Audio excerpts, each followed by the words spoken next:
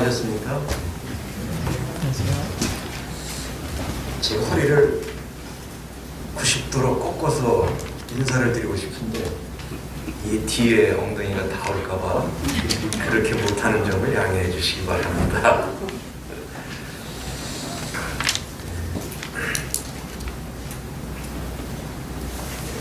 제목을 뭘로 할까 생각을 했는데 성도 집회도 역시 내 삶의 진정한 주인은 누구인가로 말씀을 맥을 잡아가기를 원합니다. 주님이 몇 년 전부터 저에게 계속해서 제 머리를 똥똥똥 치시면서 하시는 말씀이 있어요. 네가 주인이야? 네가 주인이냐? 자꾸 그렇게 물으세요. 그때마다 보면 어느새 제가 주인된 주님을 등 뒤로 하고 주인 노릇하고 있는 자신을 발견하게 됩니다. 아닙니다.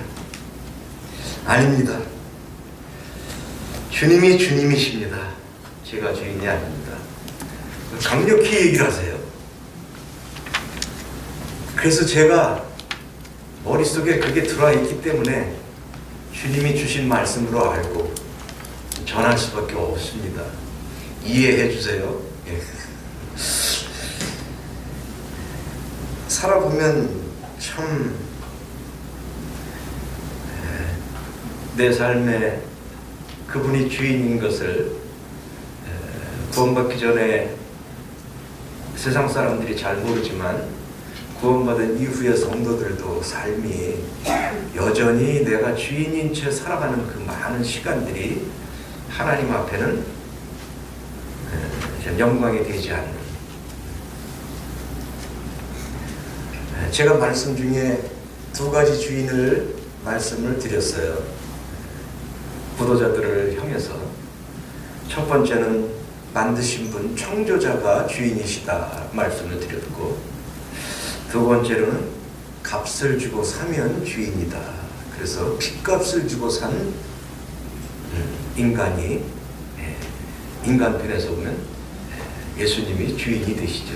세 번째 주인 되는 방법이, 주인 되는 방법이 여러 가지가 있는데 그 중에 이 세 가지가 주로 주인 되는 방법인데,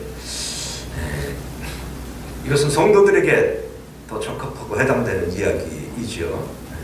세 번째 주인 되는 방법이 뭐냐? 오늘 예배 시간에도 그 얘기가 이렇게 여러 번 나오더라고요. 상속받는 것이, 상속자가 주인이 됩니다. 상속자. 우리가 이 땅의 것은 모두 내 것이라고 할 것이 하나도 없어요. 그렇죠? 구원받은 이후에도 재물에 집착했던 롯의 아내를 교훈으로 우리가 생각을 하게 됩니다.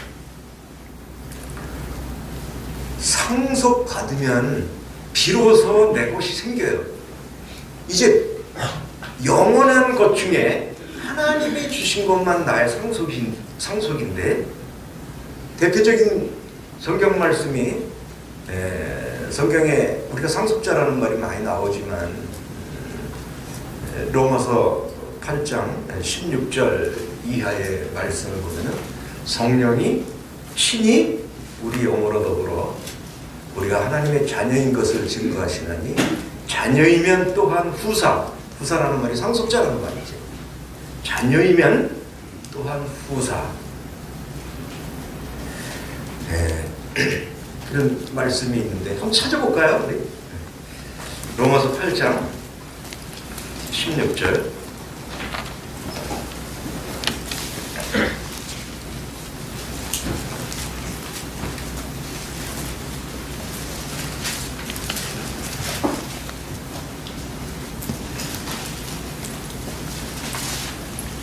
성령이 친히 우리 영과 더불어, 제가 외운 것은 개역 개정이 아니라 개역 한글로 제가 외웠기 때문에, 성령이 친히 우리 영과 더불어 우리가 하나님의 자녀인 것을 증언하시나니, 자녀이면 또한 상속자, 곧 하나님의 상속자요 그리스도와 함께하는 상속자니 우리가 그와 함께 영광을 받기 위하여 고난도 함께 받아야 될 것입니다. 생각한데 현재의 고난은 장차 우리에게 나타날 영광과 비교할 수 없도다. 장차 우리에게 나타날 영광은 지금 이 땅에서는 비교할 수 없다라고 하는 것이죠. 이것이 믿음의 눈으로 볼 때 우리는 이 땅의 것을 잊을 수가 있습니다. 믿음이 없으면 이 말씀이 내게 들어오질 않아요. 여전히 세상 것이 내 것이냐 착각하게 됩니다. 하나님으로부터 우리 이제 상속을 받을 것입니다. 하나님으로부터. 그것은 영원한 것입니다. 그 영원한 하늘나라에서 영원히 내 것이 될 것입니다. 하나님으로부터 받은 그것만이 진짜 내 것이 될 것입니다. 그러니까 우리가 주님 나라에 가서 주인 노릇을 하게 돼요. 그러니까 예수님이 주인이셨는데 그 은혜를 입은 우리가 하늘나라에 가면 비로소 예수님의 동생들로서, 처자들로서, 하나님의 아들로서, 그리스도의 신부로서 우리들에게 상속이 주어지는데 그 상속이 우리들이 정말 주인이라고 할 수 있는 그런 영원한 것들을 우리들에게 주신다고 하는데 너무 놀라운 거죠. 우리가 어마어마한 것을 받았는데 이런 것에서 우리 눈이 띄어지는 것이 너무 중요하죠. 오늘 말씀을 우리 자매님들 참 이렇게 수건을 아름답게 이렇게 쓰고 계신데 오늘 수건에 대해서 좀 말씀을 드리려고 합니다. 타모임에 가서 잘 드리지 않는 말씀인데 이 수건 쓰는 게 가장 대표적인 주인을 인정하는 예표가 이 수건이란 말이에요. 이 아름다운 것이죠. 저는 그런 생각을, 그래서 이 수건에 대한 이야기는 교리적인 측면으로 접근하면 다른 모임에 가서 조금 결례가 될 수가 있어요. 그래서 방향을 우리 교훈적인 측면과 질서적인 측면, 또 하나님께 영광이 되는 이런 측면으로 말씀을 드리면 함께 유익하리라 이렇게 생각을 합니다. 수건은 지금 기성교회에서는 거의 안 쓰고 있죠. 우리 모임이 지금 기성교단과 좀 다른 점 중에 한 세 가지를 꼽으라면 우리가 만찬 예배를 자주 한다는 것이죠. 그리고 구원받은 성도들만 만찬 예배를 드린다는 거예요. 구원받지 않은 사람들이 떡을 1000번을 떼어봐도 그 떡은 하나님께 영광이 되지가 않습니다. 천주교에서 수백 년간 떡과 잔을 띄고 있지만 그것은 하나님과 무관한 떡이 될 것입니다. 이건 빵이라고 이렇게 전부 호칭을 이렇게 하시던데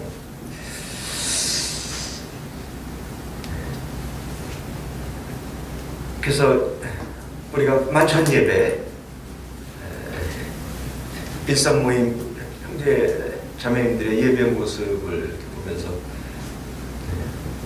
저 역시도 감동을 많이 받고 우리가 이 예배를 빼놓으라면 거의 생명을 빼놓으라고 하는 것 같이 우리는 이 예배를 중요시 여길 수밖에 없습니다.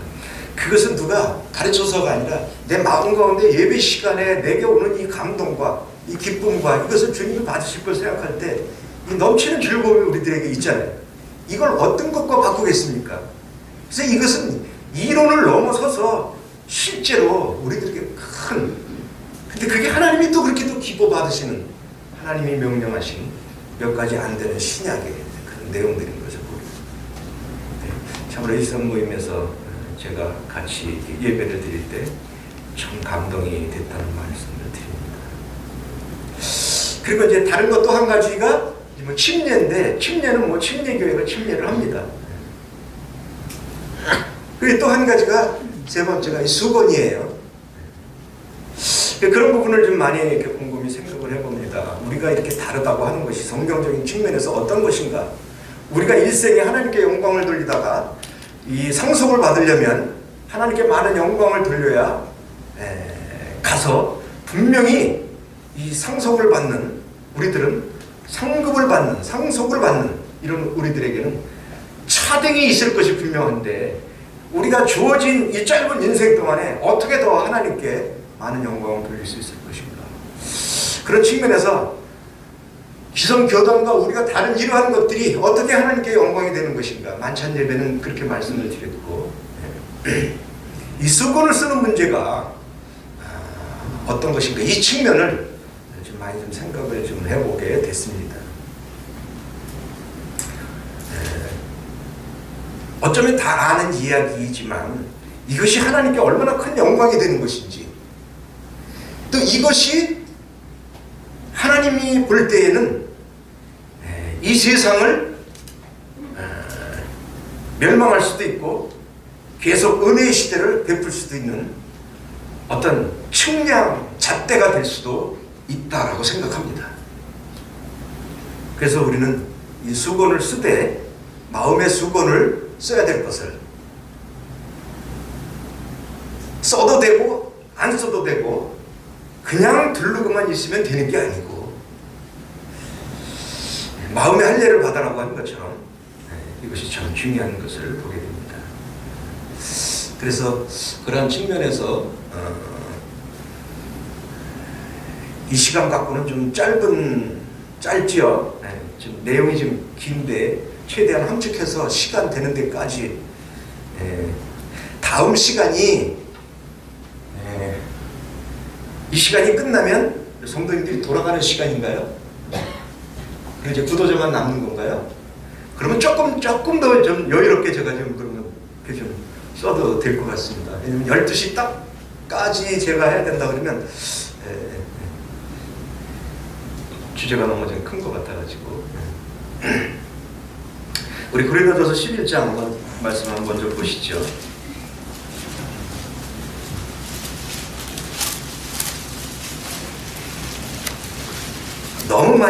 너무 많이 가르쳐서 잘 알고 있는 부분인데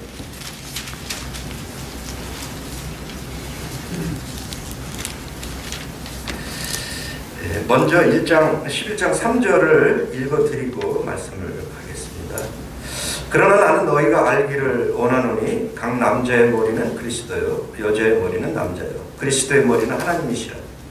10절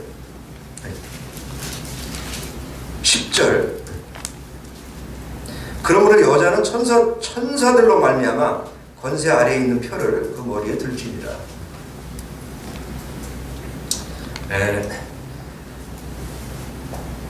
여기에다가 손을 넣으시고 이제 주변의 말씀들을 제가 왔다 갔다 할 건데 제가 가능하면 빨리 제가 찾는 대로 읽어서 이렇게 좀 속도를 내서 가도록 하겠습니다.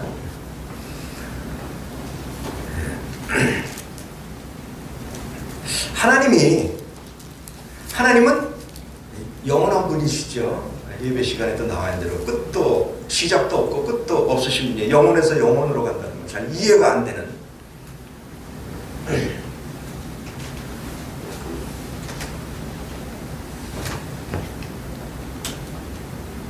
이 팔자를 뉘어놓으면 이것이 무한데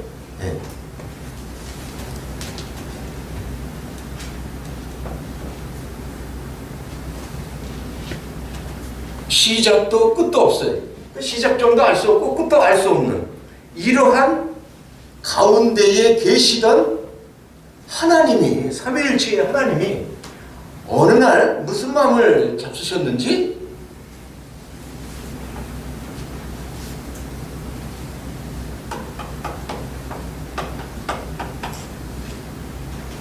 세상을 만드십니다. 우리가 지금 이 가운데 있죠. 영원 속에 계시는 하나님이 어느 날 시간의 제약을 받는 공간인 세상을 만드십니다. 이것을 우리는 약 7,000년이 될 것으로 이렇게 내다보고 있어요. 근데 이미 6,000년이 지나갔고 천년왕국이 있기 때문에 얼추 끝점이 오지 않았나 이렇게 생각하고 있는 것입니다.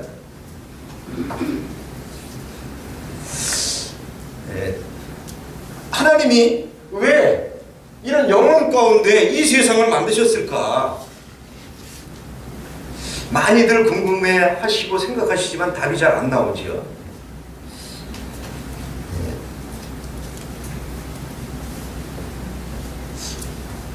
저는 그런 쪽에다 무게를 둡니다.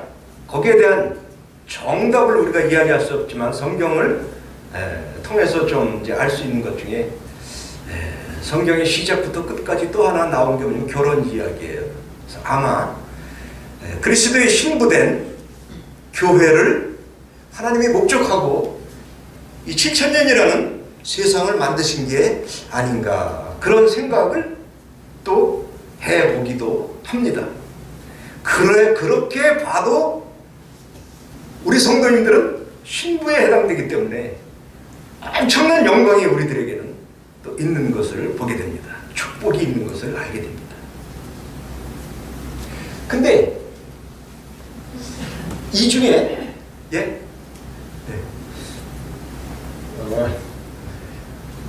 이 세상에 몇 가지 사건이 일어났어요.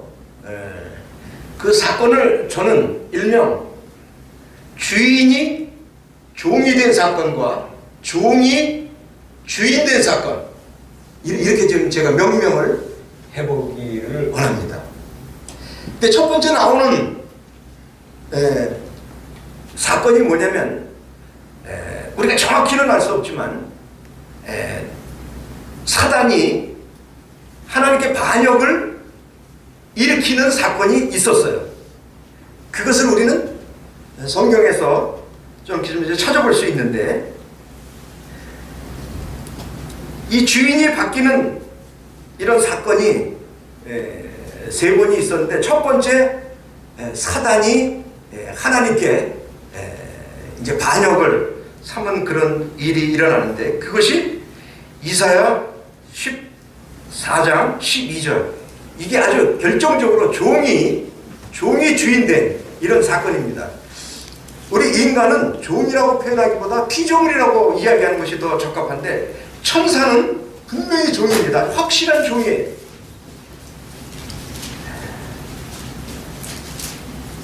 그래서 이 종이 주인된 사건 이사야 14장 12절에 15절까지 제가 조금 읽어보면은 너 아침의 아들 계명성이여 어찌 그리 하늘에서 떨어졌으며 너 열국을 엎은 자여 어찌 그리 땅에 지켰는고 내가 내 마음에 이르기를 내가 하늘에 올라 하나님의 무별 위에 나의 보좌를 높이리라 내가 북극 지폐 산 위에 좌정하리라 가장 높은 구름에 올라 지극히 높은 자와 비기라 하도다 그러나 이제 내가 음부 곧 구덩이 맨 밑에 빠지리라.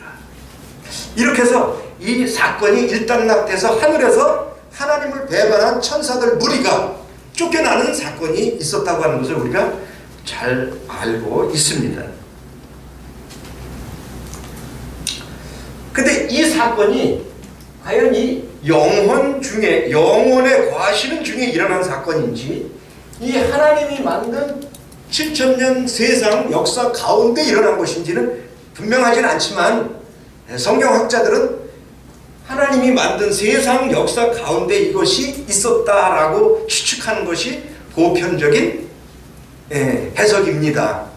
그러나 성경은 그 시기를 정확히 이야기하고 있지는 않다라는 말씀을 참고로 말씀을 드립니다. 아무튼 이렇게 반역을 일삼고 자기가 하나님보다 높아지고자 하는 마음을 가진 사단이 쫓겨났는데 그들이 어떤 일을 벌였냐면 창세기 3장 5절부터의 내용에 보면은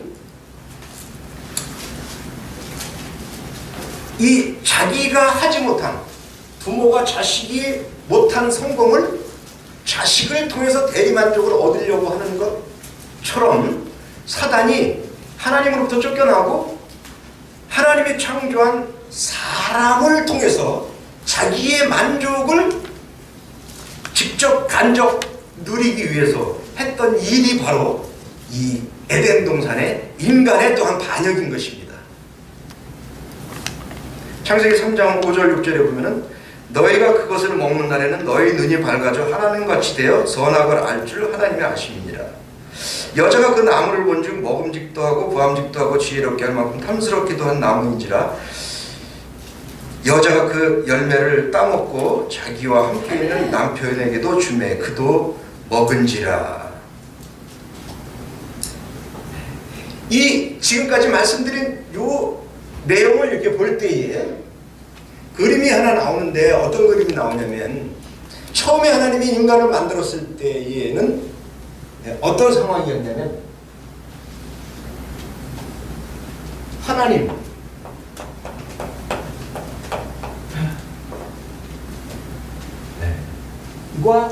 인간, 우리 삼위일체의 하나님입니다. 삼위일체의 하나님, 하나님과 인간이 에덴 동산에 있었어요. 이런 관계가 있고 그림이 있었는데 사단이 개입하면서 어떤 문제가 생겼냐면 인간이 누구의 말을 들었냐면 사단의 말을 듣게 됩니다. 그 말을 순종하게 되면 그의 종이 되는 거라고 성경은 말씀을 하고 있어요. 누구의 말에 순종하느냐에 따라서 그의 종이 된다는 거예요. 하나님의 말씀을 순종했으면 이 관계가 유지가 되는데 사단의 말을 쫓아감으로 이 관계가 깨집니다. 그래서 이 맨 윗자리가 누구에게 가냐면 사단에게 갑니다. 그 밑에 이 사단의 말을 누가 들었어요? 여자가 들었습니다. 이 여자의 말을 누가 듣습니까? 남자가 듣습니다. 그래서 이런 등식이 성립을 하게 되는 거예요. 질서가 바뀌어버렸어요. 깨져버렸어요. 머리가 바뀌어버렸어요. 주인이 바뀌어버렸어요. 이 고린도전서 11장의 수곤에 대한 수곤에 대한 말씀은 머리라고 이야기하잖아요. 머리. 그래서 그러나 나는 너희가 알기를 원하니 남자의 머리, 그리스도는 여자의 머리, 그리스도 여자의 머리는 남자, 그리스도의 머리는 하나님. 머리라는 말이 뭐예요? 머리라는 말, 주인이라는 말이에요. 주인. 이 몸의 주인이 머리잖아요. 몸의 주인은 머리. 그래서 수곤을 쓰는 건 내가 주인이 아닙니다를 이렇게 나타내는 거예요. 내가 주인이 아닙니다. 머리라는 말이 주인이라는 말이에요. 근데 그 주인이 바뀌는 이러한 일이 벌어지게 됐습니다. 근데 여기 지금 고린도전서 11장에 나와 있는 3절의 말씀은 어떻게 됐어요? 제일 꼭대기 누가 옵니까? 그러니까 이게 사단의 개입으로 말미암아 잘못된 이 질서가 있었는데 지금 고린도전서 11장은 이렇게 설명을, 맨 위에 하나님이 있습니다. 그 밑에 예수님이 있습니다. 그 밑에 누가 있어요? 남자가 있습니다. 그 밑에 여자가 있습니다. 안 봐도 아시는 내용이니까. 네. 그래서 이 잘못된 질서가 새롭게 잡히는 질서로 된 것이 이 지금 고린도전서 11장의 말씀이에요. 확립을 해놓으셨어요. 확립을. 근데 이런 일이 있기 위해서는 굉장한 하나님 나라에서의 슬픔과 고통스러운 일이 있었어요. 그게 뭡니까? 그러니까 지금까지는 하늘에서 일어난 어떤 사건 중에서 종이 주인된 사건을 이야기했는데 이 질서를 바로잡기 위해서 어떤 사건이 일어나야 되냐면 주인이 종되는 사건이 또 있어야만 돼요. 주인이 종되는 사건. 그거를 가장 잘 표현하고 있는 것이 빌립보서 2장 5절부터 11절의 말씀인데 제가 빨리 한번 읽어보겠습니다. 주인이 종된 사건. 너희 안에 이 마음을 품으라. 곧 그리스도 예수의 마음이니 그는 근본 하나님의 본체시나 하나님과 동등됨을 취할 것으로 여기지 아니하시고 오히려 자기를 비어 종의 형체를 가져 사람들과 같이 되셨고. 여기 참 중요한 것이 그는 근본 하나님의 본체이신데 하나님과 동등됨을 취할 것으로 여기지 않고 자기를 비어 종의 형체를 가졌고 사람의 모양으로 나타나셨으며 자기를 낮추시고 죽기까지 복종하셨으니 곧 십자가에 죽으심이라. 모든 입으로 예수 그리스도를 11절에 모든 입으로 예수 그리스도를 주라 시인하여 하나님 아버지께 영광을 돌리게 하셨느니라. 결과가 이렇게 됐어요. 이 역사를 바로잡는 일을 하시기 위해서 어떤 일이 벌어졌냐면 하나님과 동등된 예수님, 본체이신 예수님, 그분이 자기를 비어서 사람들과 같이 되었고 낮추셔서 십자가에 죽기까지 했다는 거예요. 그래서 이 공식이 성립하려면 이런 하나님은 예수님을 십자가에 버려야 되고 사람으로 보내야 되고 예수님은 순종해서 하나님의 아들로 오셔야 되고 사람으로 오셔야 되고 십자가에 죽어야 되는. 그래서 이런 질서를 바로 잡게 되는 것을 보게 됩니다. 그 결과가 뭐예요? 모든 입으로 11절에 모든 입으로 예수 그리스도를 주라 시인하여, 여기서 또 주가 나오잖아요.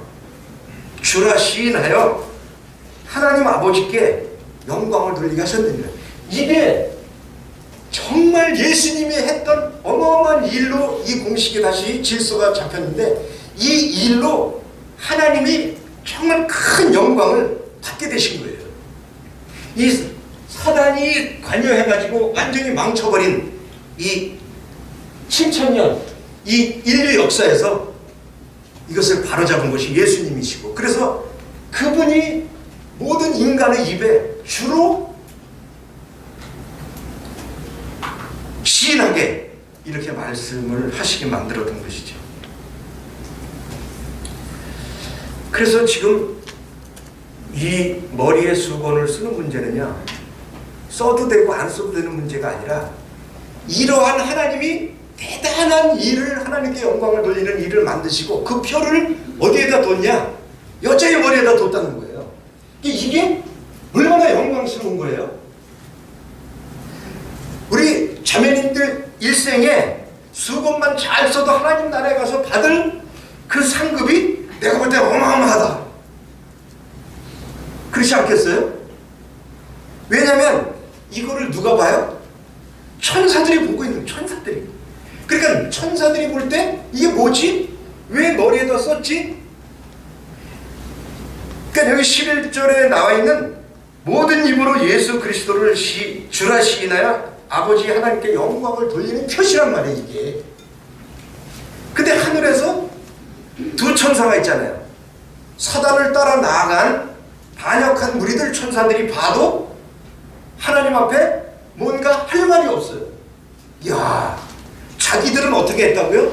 반역을 해가지고 내가 머리다 그래가지고 제일 꼭대기로 올라가려고 사건을, 반역 행위를 하다가 쫓겨났는데 사람은 예수님이 핏값으로 샀더니 순종하고. 인류 역사 중에서도 다는 아니고 구약은 머리에 쓰는 것을 보기는 힘들지만 또 예표가 나오는 데가 있긴 있어요. 아무튼 신약에 와서 이 교회는 쓴단 말이에요. 교회는 뭐예요? 그리스도가 머리인 걸 인정하는 게 교회예요. 교회의 머리는 그래서 누구라고요? 그리스도예요. 이때 이것이, 이 질서가 바로 잡힌 교회. 그러니까 수건을 쓰되 형식적으로 써도 이거는 문제가 있는 교회고, 아예 쓰라는 수건을 파마머리가 구겨진다고 안 쓰는 교회는 더 말할 것도 없고, 이런 거예요. 많이 불편하실 거예요. 이 형제들은 자매님들의 수건 쓰는 어려움을 잘 몰라요. 자매님들이 뭐 아름다우라고 쓰는 게 스카프가 아니잖아요. 그죠? 네. 저 그렇게 생각돼요. 파마값이 생각보다 굉장히 비싸더라고요. 그거 하고 났는데 아유 이게 꽁꽁 이거를 머리에다가 꽉 눌러놓고 올리니까 이게 참 아깝죠. 돈 생각도 나고요. 네.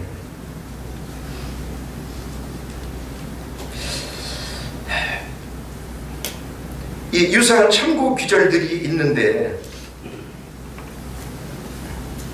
베드로전서 1장 11절에는 제가 빨리 읽겠습니다. 이 섬긴 바가 자기를 위한 것이 아니요 너희를 위한 것임이 계시로 알게 되었으니 이것은 하늘로부터 보내신 성령을 힘입어 복음을 전하는 자들로 이제 너희에게 전한 것이요 너희에게 구한 것이요 천사들도 살펴보기를 원하는 것이다. 이게 뭐냐면 이 말을 풀어보면 구원받은 거, 이 질서가 회복된 거, 이 질서가 회복돼야 구원이 이루어지는 거잖아요. 이것이 회복된 이것이 천사들도 살펴보기를 원하는 거다. 제가 아까 말씀드린 대로 드리다 말았는데 이 반역했던 천사들도 하나님 앞에 할 말이 없는 거예요. 이 질서가 예수님의 피로 완전 무결하게 해결이 됐기 때문에.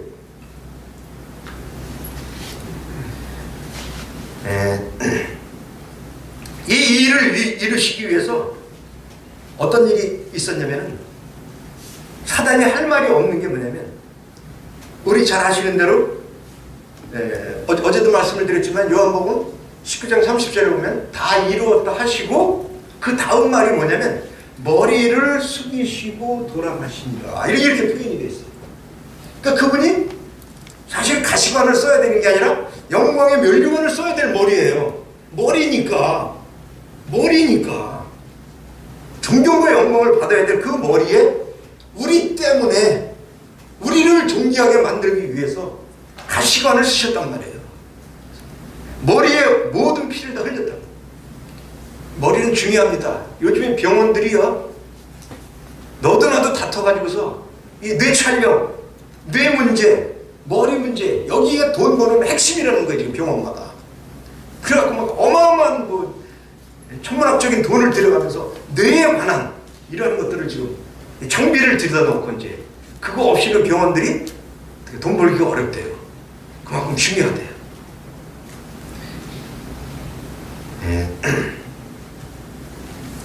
이 영광의 면류관을 쓰셔야 될 주님이 가시관을 쓰셨어요. 그 십자가예요. 그 말씀이 레위기 1장 15절에 보면은요 제사 드리는 한 방법이 나오는데 그 중에 날짐승을 가지고 제사를 드리는 방법이 있는데 이 동물들은요 이 숨통을 끊거나 이 머리를 치거나 이제 목을 따가지고 피를 받아서 이제 죽이는 장면이 나오는데 날짐승은 칼을 내서 하는 게 아니라 어떻게 해요? 목을 비틀어 끊어라 이렇게 표현이 돼 있어요. 목을 비틀어 끊어 이렇게 표현이 돼 있어요. 1장 15절에 보면은 레위기 이 제사 방법이 바로 요한복음 19장 30절에 예수님이 끝내 머리를 그러니까 다 이루었다 하시고 머리를 숙이고 돌아가셨어요. 머리를 그러니까 성경은 아주 세밀하게 그런 부분을 구약과 신약을 대비해가지고 정확히 설명하고 있는 거죠. 비틀어 끊어서 목이 덜렁덜렁 이게 떨어지는 거예요. 그게 예수님이세요. 그러니까 예수님의 제사 방법이 참 여러 가지잖아요. 번철에 붙이고 싸움고 굽고 이게 십자가의 고난을 이야기하는 건데 그 중에도 머리를 누구한테 숙였습니까? 하나님 앞에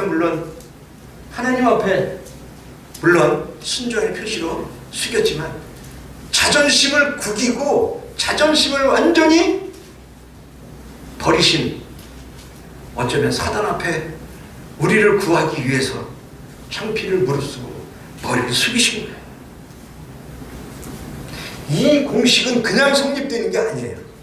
이 놀라운 우리 주님의 놀라운 십자가를 통해서 그는 근본 하나님의 본체시나 동등됨을 취할 것으로 여기지 아니하시고 자기를 비어서 육신의 몸을 입고 낮추시고 십자가에 죽기까지 이 일로 이 일이 이루어진 거야. 그래서 이것을 천사들도 보고 이제 그 악한 천사들, 반역한 천사들도 내려다보고 있지만 하나님 편에서 여전히 순종하며 살고 있는 그 하나님 천국의 천사들도 이걸 보면서 궁금해하는 거예요. 구원이라고 하는 것이 굉장히 하늘에서 궁금한 사건입니다. 왜 하나님이 저렇게 하시지? 여러분, 천사들에게 없었던 특징이 우리 인간들에게 주신 게 뭐예요? 처음부터 하나님은 인간을요 종으로 만들지 않았어요. 비록 에덴에서 총지기를 했을 망정 인간의 목적지는 뭐냐면 하나님의 자녀였어요. 예수님의 신부였어요. 언제 어디에서 천사들을 가지고 종이라고 그랬지 하나님의 아들이라고 합니까? 물론 뭐 아들이라는 표현이 뭐 있는데 그 표현의 해석은 그런 의미는 아니에요. 그러니까 우리는 아들로 만들려고 애초부터 시작했어요. 그러니까 천사들이 이상한 거 눈이 희둥그레진 거 뭐지? 아니 우리도 똑같이 반역을 했는데 우리를 위해서는 구원받을 기회를 천사들에게는 안 줬잖아요. 근데 인간들은 구원받을 기회를 십자가를 통해서 자기 아들을 아끼지 않고 내어주면서까지 구원받을 기회를 줬어요. 영접하는 자고 그 이름을 믿는 자들이 하나님의 자녀가 되는 권세를 주셨단 말이에요. 이게 뭐지? 그 천사들도 지금 이 베드로전서 1장 12절을 말씀드리고 있는 건데 성령을 힘입어 복음을 전하는 자들로 이제 너희에게 고한 것이요. 구원의 복음의 전도를 2, 3일 드렸잖아요. 천사들도 이거 살펴보기를 원하는 것이라는 거예요. 그래서 고린도전서 11장 10절의 말씀은 천사들로 말미암아 권세 아래 있는 표를 머리에 두셨다는 거예요. 이렇게 연관된다. 이런 말씀을 드립니다. 네, 에베소 3장 10절에도 보면은 공중권세 잡은 자에 대해서 이는 이제 교회로 말미암아 하늘에서 정사와 권세들에게 하나님의 각종 지혜를 알게 하려 하시니 이게 하나님의 지혜예요. 인간도 상상할 수 없었고 천사들도 상상할 수 없었던 하나님의 지혜. 인간이 하나님의 아들 되는 것, 이 질서가 회복되는 것, 구원받는 것. 그래서 우리는 이 땅에서의 우리의 싸움은요, 에베소 6장 12절에 보면은 우리의 씨름은 혈과 육에 대한 것이 아니라 정사와 권세와 어둠의 세상 주관자들과 하늘에 있는 악한 영들에게 대함이라. 그러니까 우리가 이 땅에서 싸우는 거는 이제 참 육신의 싸움을 싸우는 게 아니에요. 그리스도와 사단의 싸움의 대리자라고 이야기를 해야 될까요? 내 안에서 일생 동안 이 싸움이 있어요. 그래서 우리는 끊임없이 그리스도가 주인이십니다. 그리스도가 머리이십니다. 내가 주인이 되면 분란이 많고 슬픔이 많고 염려가 많고 근심이 많고 걱정이 많고 속이 너무 상하고 이 모든 것이 뭐예요? 내가 주인 돼서 그런 거예요. 내가 살아서 내가 주인 돼서 하려고 하니까 되지도 않을 뿐더러 힘만 들고 하나님도 영광이 안 되고 나도 힘들어. 그분이 주인 될 때 참된 안식이 이게 지혜입니다. 싸움은 내가 하는 것이 아니에요. 사단과 주님이 하시는데 우리는 바라보는 자들이죠. 내가 누구 편에 설 건가? 자리만 잡으면 돼요. 얼른 예수님 뒤로 줄만 쓰면 되는 거예요. 수건만 쓰면 되는 거예요. 내 머리는 가리웠습니다. 내 머리는 주님이십니다. 자, 이러한 것들이 이 중요한 수건을 쓰는 문제가 오늘날 무시되고 있다고 하는 거예요. 무시되고 있다. 전 세계 교회에서 무시되고 있다. 세상 사람들은 그렇다고 치더라도 교회에서 무시가 되고 있다. 우리 요한계시록 3장 8절 그 하반절에 보면은 빌라델비아 교회에게 하신 말씀입니다. 내가 내 행위를 아노니 내가 적은 능력을 가지고도 내 말을 지키며 내 이름을 배반치 아니하였도다. 적은 능력이 어떤 것들일까요? 지금 말씀드린 이런 것들이 적은 능력이에요. 세상에서 볼 때는 적은 능력 같지만요, 이게 대단한 거죠. 여러분, 이 수건을 쓰는 것들이요, 적은 것 같지만, 작은 일 같지만요, 하나님은 천사들 앞에 엄청나게 존경을 받고 있는 것입니다. 그들이 궁금하게 여기는 그 모든 것들, 의아하게 여기는 것들, 이것이 답이 여기에 있다고 하는 거예요. 답이. 누가 수건을 쓰고 있습니까? 이 세상에서. 이 세상에 누가 예수님이 머리시라고, 주인이라고 그것을 인정하는 표를 두고 있는 것이 이 세상에 어디 있습니까? 또 있습니까? 우리 말고 또 있습니까? 그 얼마나 하나님이 기뻐 받으시는 거예요. 자긍심을 가질 필요가 있어요. 이건 놀라운 일이에요. 한때 저도 속상한 적이 있어요. 구도자들이 저희 예배당이 위치가 좋아요. 그 예배당을 딱 옮기자마자 막 근처에 사람들이 막 오는 거예요. 전에 그 예배당 자리인데 그 예배당 목사님이 못되게 굴어갖고 우리가 가니까 아이고 궁금해가지고 막 들어오는데 들어와서 말도 안 씹히고 딱 뒤에서 들여다보고 머리에 수건 쓰다고 그냥 가네. 너무 속상해. 아니 말이나 해보고 가지. 들어나 보고 가지. 그래도 좋아요. 왜냐면 이 의미를 알 때에 너무나 이게 존귀한 일이고, 이 계시록의 마지막 이 7 교회 중에 칭찬받은 빌라델비아 교회에게 칭찬한 내용이 뭐예요? 내가 내 행위를 아느니 내가 적은 능력을 가지고도 내 말을 지키며 내 이름을 배반치 아니했다. 배반치 아니했다. 그런데 이게 적은 게 아니라는 것을 이야기해주고 있는 것을 보게 돼요.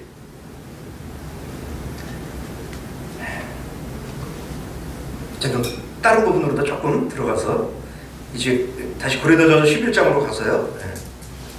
그 11절과 12절에 보면은 이는 여자가 남자에게서 난 것이 아니라 남자가 여자로 말미암아 났습니다. 그리고 모든 것은 하나님에게 났느니라. 그래서 이 이야기를 볼 때 그럼 자매님들이 머리에다가 수건을 썼다 그래가지고서 열등하냐? 이 순서로 볼 때 열등한 거 같죠, 그죠? 근데 이 이야기는 열등하지 않다 그런 얘기예요. 열등하긴 뭐가 열등해? 하나님 나라에 가서가 중요해요. 하나님 나라에 가서 자매와 형제 구분을 둘까요? 그냥 다 하나님 자녀예요.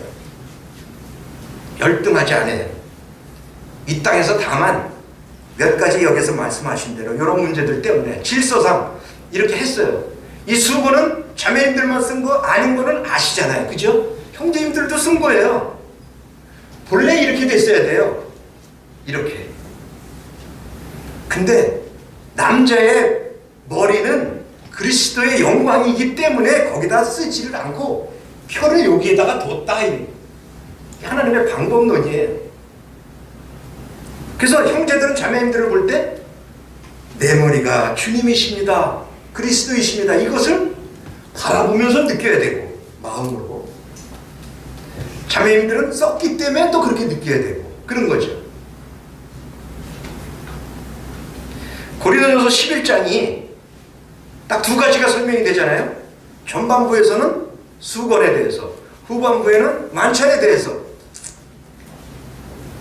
왜 이 순서를 안 바꿨을까요? 성경은요, 정말 정밀한 책이에요. 이 순서 하나에도 틀림없는 하나님의 계획이 있어요.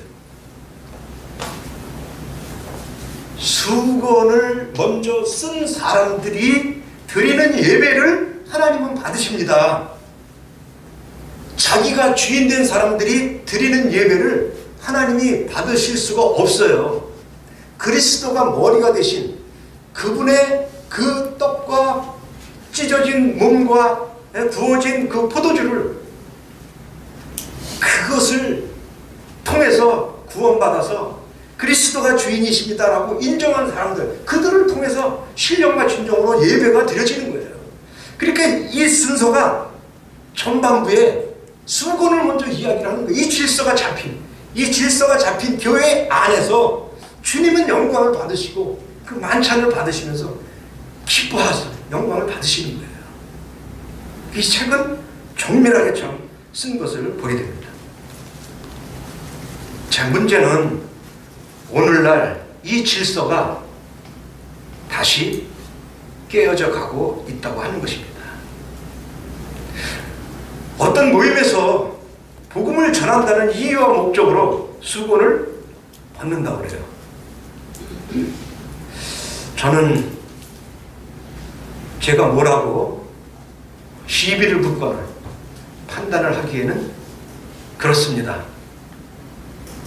우리 성도님들이 한번 분별을 해보시기를 바랍니다. 교회가 수건을 벗고 있다. 물론 이 교회가 벗고 있다. 기성교회들은 뭐 이미 오래됐잖아요. 시간이 되면 좀 제가 구체적으로 말씀을 드리겠습니다만, 그리고 이미 교회의 머리가 그리스도가 아닌 많은 기성교회들이 있어요. 대표적인 게 천주교죠. 교황이 있습니다. 머리가 누구예요? 그러니까 거기 얼마나 웃겨요. 수건을 썼어요. 천주교가 수건을 쓰고 있습니다. 지금도. 기분 나빠요. 저는요. 니들이 왜 수건을 써? 교황을 머리에다 두고. 에? 웃기잖아요. 머리가 교황이라고 이야기를 하면서 신부라고 이야기하면서 또 수건은 쓰고 있어. 그럼 누구한테 머리를 가리는 거예요 도대체? 네, 그만 얘기하시죠. 네. 교회가, 일반 기성교회가 목사님이 머리가 돼요. 우리 목사님 말씀하시기를 참 이상하게 등갑을 해버렸어요. 목사가. 시간도 없는데 이런 말씀을 제가 어떤 형제님의 소개로 교박교회에서 운영하는 그 유튜브 방송에 칼럼을 좀 해달라고 해서 갔는데 한 30여 분의 목사님들이 모여가지고 칼럼을 하세요. 이제 돌아가면서 매주 토요일날 그걸 하는데 거기에 그 초청하신 그 유튜브 방송 가나안 복음 방송이라고 그 방송에 이사장 되시는 분이 신학교를 여러 군데 다녔는데 구원을 못 받았어요. 최근에 총신대 우리가 제일 큰 신학대학이잖아요. 장로교 신학대학. 거기를 졸업했는데도 우수한 성적으로 졸업했는데도 구원을 못 받았어요.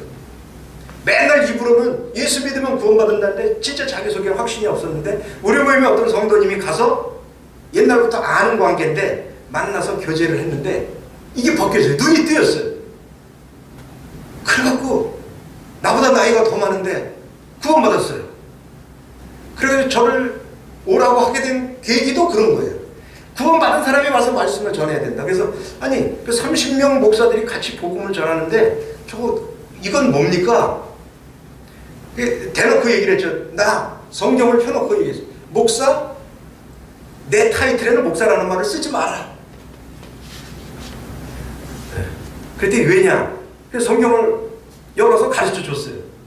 그랬더니 아멘, 맞습니다. 그러면서 그분이 하시는 말씀이 30명 목사들이 대부분 구도자입니다. 이렇게 얘기해요. 안타깝지만 현실입니다. 근데 저들을 복음 들으러 오십시오. 그러면 절대 안 옵니다. 그냥 같이 목사라는 타이틀로 복음을 전하면 들으면서 깨닫지 않겠습니까?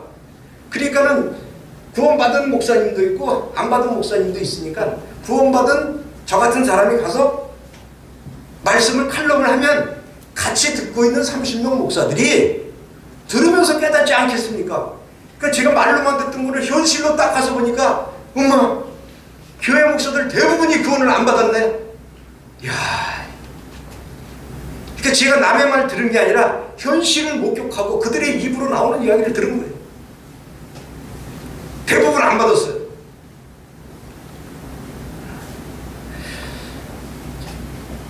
얘기가 조금 이제 곁으로 갔는데 상황이 이렇다는 거예요. 그러니 수건을 써도 그만 안 써도 그만해요. 그럼 교회에서 수건을 쓰면 또 뭐 하겠습니까? 이게 얼마나 놀라운 것인가. 그리고 뭐 교단을 만들어 놓고 당회장을 만들어 놓고 머리가 줄줄이 너무 많아요. 이단들은 뭐 더더군다나 뭐 자기가 예수님이라니까 뭐 더 말할 것도 없죠. 근데 안타까운 것은요, 아까 천주교가 수건을 쓰잖아요. 우리를 괴롭히고 있어요. 우리를 헷갈리게 하고 있어요. 사단 마귀가 그렇게 하고 있어요. 이 지방교회라고 하는 왕중생이라고 하는 지방교회, 거기가 또 수건을 쓰고 있어요. 거기 뭐냐면 워치만이라고 하는 시작점이 영국에 갔을 때 형제들의 모임에 가서 영향을 받고 왔기 때문에 쓰는 거예요. 또 우리를 헷갈리게 만들고 사단이. 또 하나님의 교회라고 하는 안상이라고 하는 거 아시죠? 하나님의 교회가 또 쓰고 있어요. 아주 헷갈리게. 그러니까 와서 들어보지도 않고 수건만 썼으면 대부분 도망가는 거예요. 그냥 복음을 전하기 어렵게 만드는 거죠.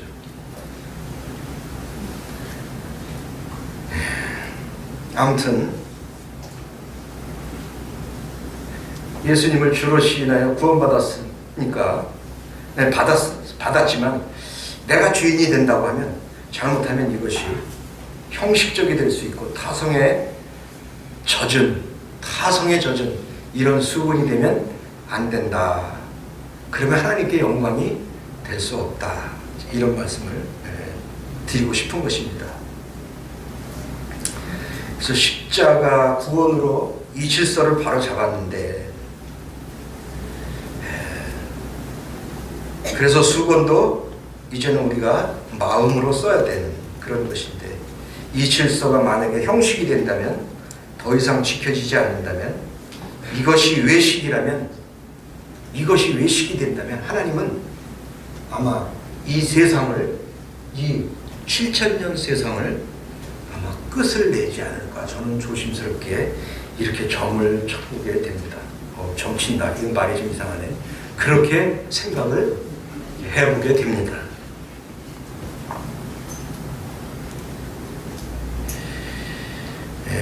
제가 왜 이 수건 쓰는 것이 형식이 되고 또 정말 벗겨지고 이렇게 되면 주님이 더 이상 은혜의 세상을 연장시키지 않고 마감할 것이다 라고 하는 것을 유추하는 것이 뭐냐면, 요거 하나 말씀을 드리고,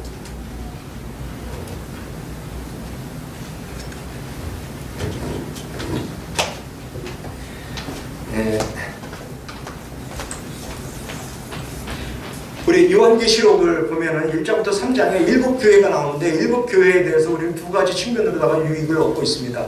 이제 해석을 그렇게 하고 있는데, 한 가지는 그 교회의 뭐 잘한 점과 잘못한 점을 이야기할 때 오늘날 우리 성도들의 마음에 또 교회의 유익으로, 교훈으로 이렇게 이제 얻고 있는 방법이 있고, 또 하나는 7교회를 시대순으로, 역사순으로 봐가지고 우리는 우리가 현재 거의 끝에서 마지막에서 두 번째 빌라델비아 교회쯤이다 라고 이렇게 좀 생각을 하고 있습니다.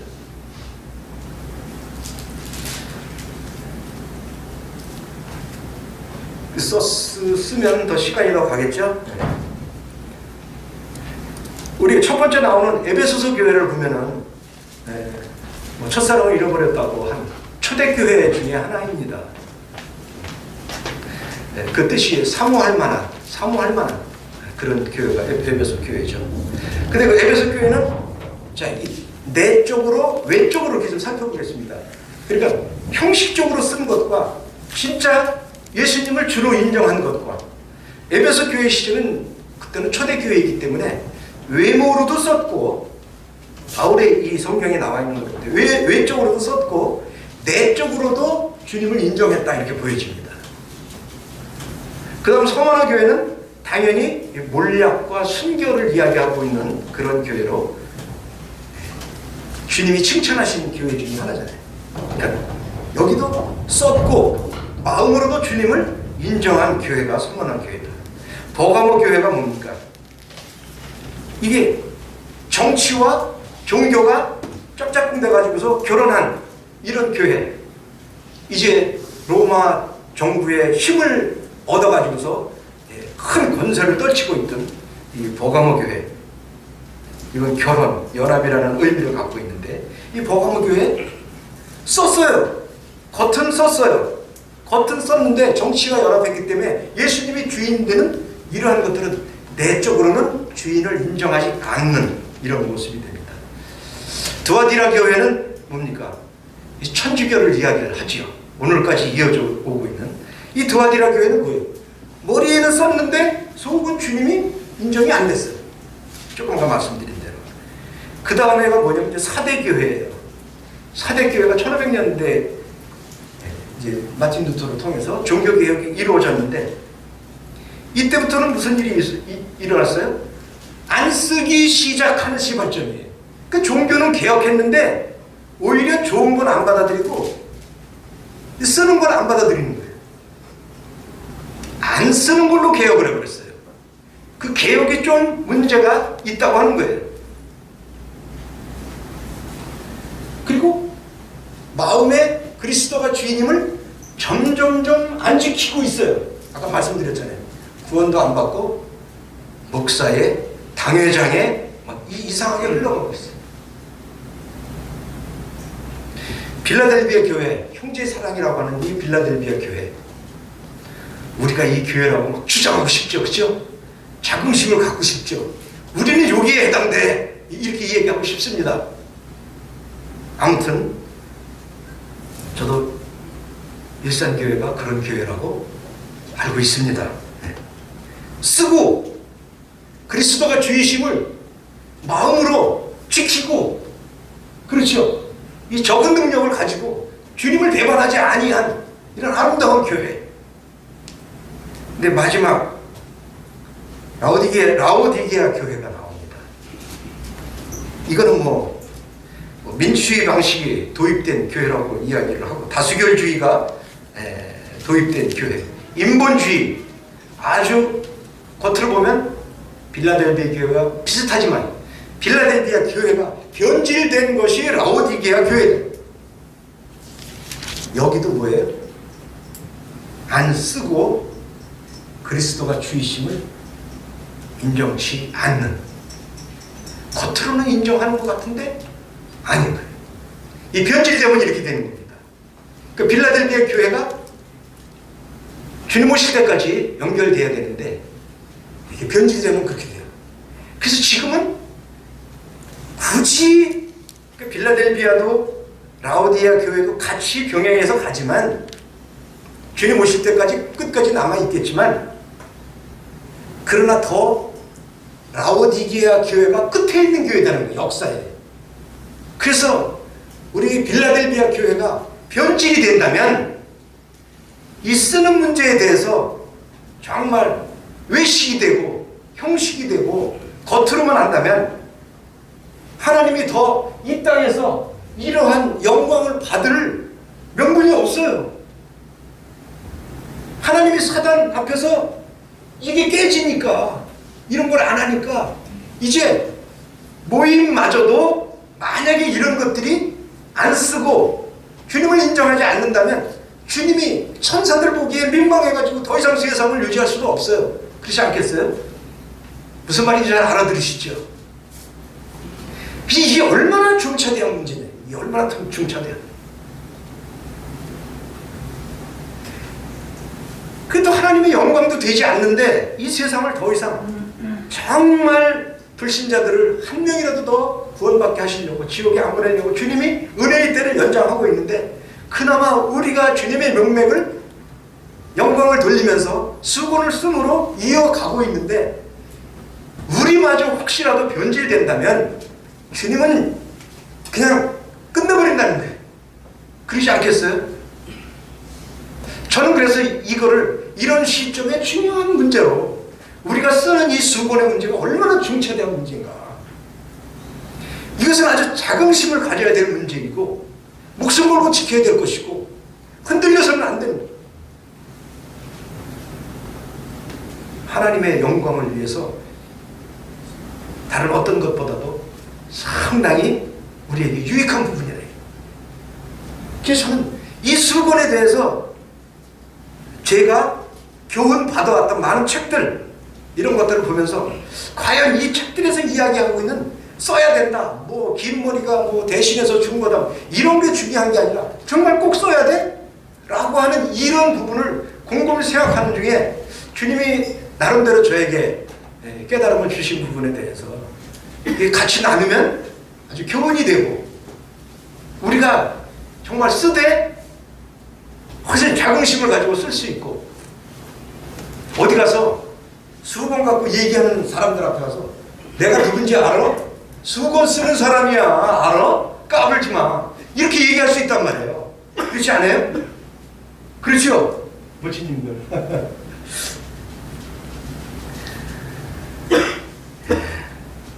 그냥 짧게 줄여서 한다고 그냥 막 그냥 했는데 잘 이해가 되셨는지 모르겠어요.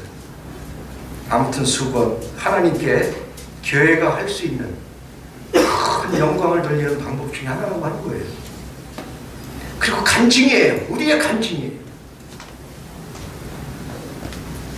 하나님 앞에 또 하늘나라에 있는 천사들 앞에 반역한 천사들 앞에 이 귀신들 앞에 봐라. 힘내도 큰 간증이지만 엄청난 간증이에요.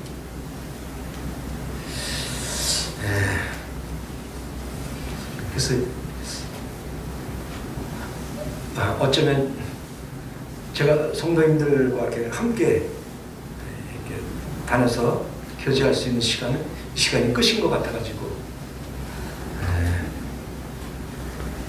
좀 지루한 제목이지만 좀 주님이 제게는 계속 제 머리를 때리면서 네가 주인이냐 계속 생각하게 하셨는데 이제 수건 부분도 이제 그런 생각을 하게 됐기 때문에 같이 나눠드리는 게 좋겠다는 생각이 들어서 이런 말씀을 드렸는데 아무튼 저 같은 형제를 불러주시고 함께 할 수 있는 기회를 주셔서 더더군다나 이런 모험적인 코로나 상황 중에서 이렇게 대면해가지고 집회를 하시면서 함께 할 수 있는 기회를 주셔서 너무나 감사를 드립니다.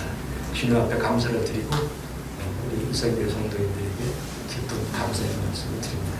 감사합니다.